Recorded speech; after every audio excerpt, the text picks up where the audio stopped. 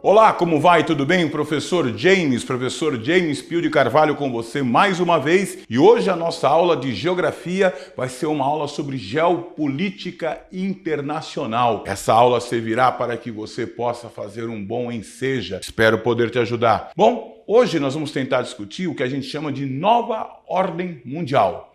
Dentro da Nova Ordem Mundial existe uma palavrinha que pode ser considerada chave. Vem cá, a palavrinha é essa daqui, ó. Globalização, a nova ordem mundial. Até a globalização, na chamada velha ordem mundial, que foi da Segunda Guerra Mundial até o final dos anos 80, início dos anos 90, o mundo era um mundo bipolar. Vivíamos uma tal de bipolaridade. Como assim? O mundo era dividido em dois polos, um polo capitalista e o outro polo socialista. Havia duas superpotências, os Estados Unidos de um lado e a União Soviética do outro. Os Estados Unidos controlava o lado capitalista, os Estados Unidos controlava um grupo de países chamado Primeiro Mundo. Primeiro Mundo? Sim. Estados Unidos, Canadá, Europa Ocidental, Japão e Austrália. Esses países eram capitalistas mais desenvolvidos. O que eles tinham em comum? Economia estável, população gozando de alto índice de desenvolvimento humano e tecnologia própria, isto é, que eles a desenvolveram.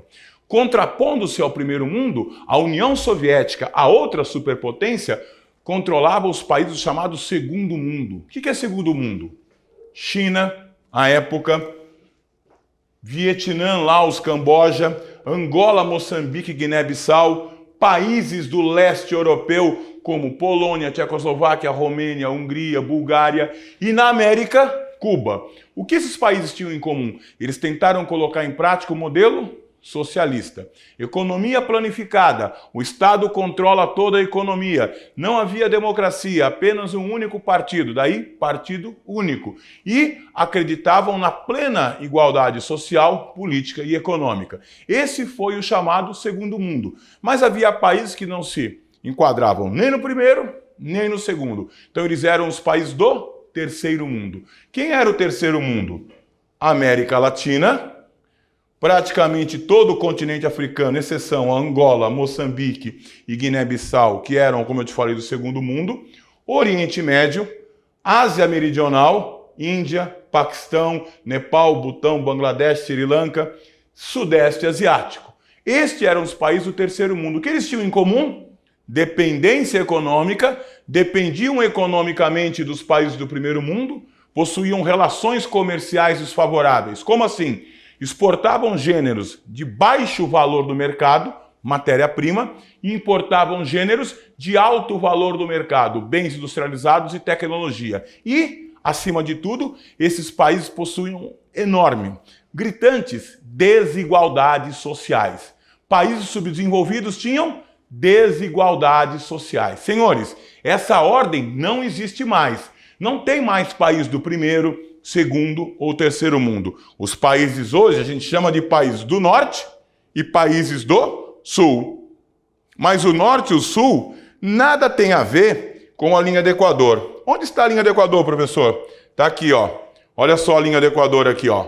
Olha aqui, ó. Vem ver a linha do Equador aqui, ó. Essa aqui é a linha do Equador. A linha do Equador divide o hemisfério norte do hemisfério sul. Mas no mundo globalizado, um país é do norte, não se ele for do hemisfério norte. Um país é do sul, não se ele for do hemisfério sul. Ele é um país do norte se ele for desenvolvido, rico, industrializado. Esses são os países do norte. E ele é um país do sul se ele for um país pobre, semi-industrializado, subdesenvolvido. Portanto, a linha que divide o norte do sul, olha só, é essa daqui, ó.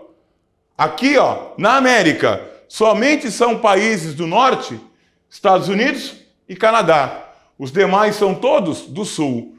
Então, professor, eu posso dizer então que os países do norte da América são da América anglo-saxônica? Pode. Mas o que é a América anglo-saxônica?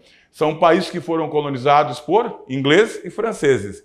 Hoje são desenvolvidos e foram colônias de povoamento. Repetindo, países colonizados por ingleses e franceses foram colônias de povoamento e hoje são desenvolvidos.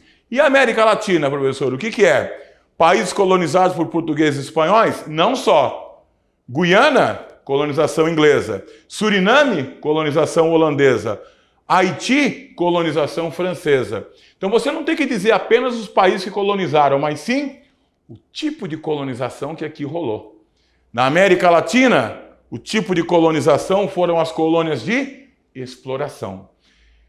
Portugueses, espanhóis, ingleses, franceses, holandeses vieram para cá com qual objetivo? Nos explorar, retirar as riquezas naturais e ir embora. E o resultado? A América Latina como um todo é um conjunto de países subdesenvolvidos. Lembra? Dependência econômica e desigualdade social. Então, além da América Latina, toda a África, todo o Oriente Médio, toda a Ásia Meridional, todo o Sudeste Asiático, esses são os países chamados do Sul. Mas existe um grupo de países no Sul, que tem uma forte economia, porém, graves problemas sociais. Eles são chamados de quê? Emergentes. Países que têm uma forte economia, porém, graves problemas sociais. Quem são? Vem ver. Brasil, está aqui. Rússia, está aqui. Índia, China e África do Sul. Repete comigo. Pensa só na primeira letra de cada nome. Brasil, B. Rússia, R. Índia, letra I. China, letra C. África do Sul em inglês é Southern Africa. Southern Africa. Como é que é? Brasil, B. Rússia, R. I. Índia, C. China, S. Southern Africa, África do Sul. BRICS. O que quer dizer BRICS, professor? É um grupo de países que tem uma forte economia. A China, que está aqui, é o segundo maior PIB do mundo. Mais de 10 trilhões de dólares. Só está atrás apenas dos Estados Unidos, com 17 trilhões de dólares. Então, China, Rússia, Índia, Brasil, África do Sul são países emergentes. Têm forte economia, porém, graves problemas de ordem social. Alto analfabetismo, muita concentração de renda, baixos indicadores como expectativa de vida. Esses são os problemas sociais que eu me refiro. BRICS. Além dos BRICS, você podia colocar o México, pode colocar a Argentina, pode colocar o Chile, pode colocar a Nigéria, um grupo de países aqui, ó, Taiwan, Coreia do Sul, Singapura, os chamados tigres asiáticos, países que se industrializaram nos anos 70 e 80 com tecnologia do Japão, são hoje plataformas de exportação. Como assim? Tudo que se produz nesses caras é exportado. Então eles são os tigres asiáticos. Tigres é sinônimo de força lá na Ásia. Então são países fortes economicamente, mas com ainda problemas sociais relevantes. Hoje, o que nós vemos é um movimento bastante intenso de pessoas. Daqui a alguns anos você verá a seguinte frase: vivemos na era das migrações. O que é que são migrações? Migrações são movimentos populacionais. Nas migrações externas, eu tenho o quê? De um país para o outro. Notem, essas setas que eu coloquei aqui na cor azul são setas que indicam origem, destino dos fluxos migratórios. A grosso modo, da onde partem os fluxos migratórios? Dos países do Sul. Qual a origem, qual o destino desses fluxos migratórios? Os países do Norte. Então a população do Sul migra para o Norte em busca de quê? De melhores condições de vida, em busca de emprego. Só que boa parte desses migrantes são desqualificados do ponto de vista profissional. E lá eles vão engrossar os bolsões de desemprego que vão causar miséria, mendicância, prostituição, aumento da criminalidade lá nos países do Norte. E aí que se tornou comum uma coisa terrível, que é a xenofobia. O que é xenofobia? Xenofobia é a intolerância a estrangeiros. O que mais se ouve na Europa hoje é estrangeiros fora. E quando eles falam estrangeiros, eles falam em quê? Latino-americanos, africanos e asiáticos. principalmente após o 11 de setembro de 2001, um grupo vem sofrendo muita xenofobia. Quem são? São os árabes islâmicos. Árabes islâmicos. A partir de 11 de setembro de 2001, houve uma demonização dos árabes a partir do atentado às Torres Gêmeas. Então, o que você nota hoje são movimentos extremistas, de um lado como do outro.